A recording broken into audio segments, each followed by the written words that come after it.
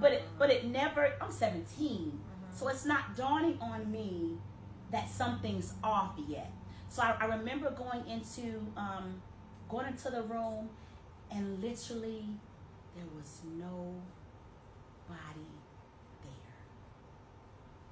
No party, no music, no people. And I remember sitting on the corner of the bed, and again, I'm 17. I don't know what date rape is. I don't know what any of that is. So I'm sitting, and this is my boyfriend at this time.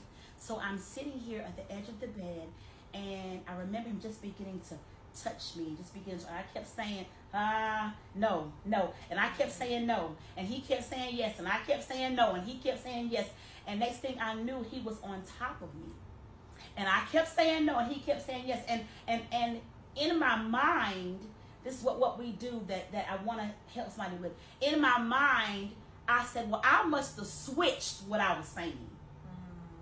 I must have said yes.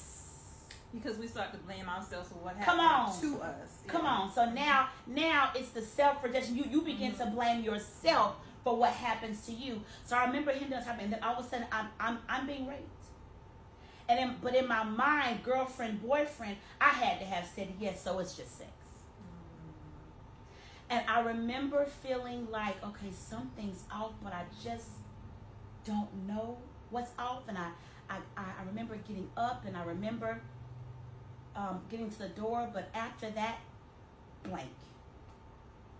Literally a whole moment of, and years of suppression, years of depression, years of not knowing why I am going through this spirit of rejection, going through this spirit of being low, going through this spirit of feeling like I'm less than. I remember I really didn't even know that I had been date raped until my sophomore year of college. And one of my roommates came in and had the exact same story.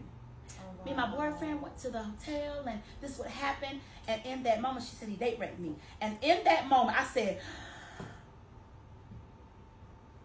that's what happened to me. That's what happened. And you know what, Shauna?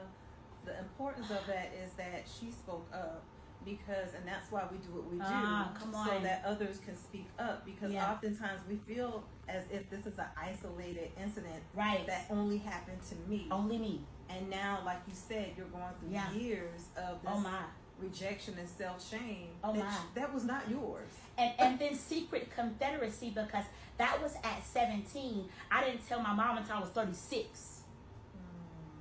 So when people do the whole thing of, well, why'd you wait so long? Well, I waited so long because I was afraid my parents were going to kill somebody.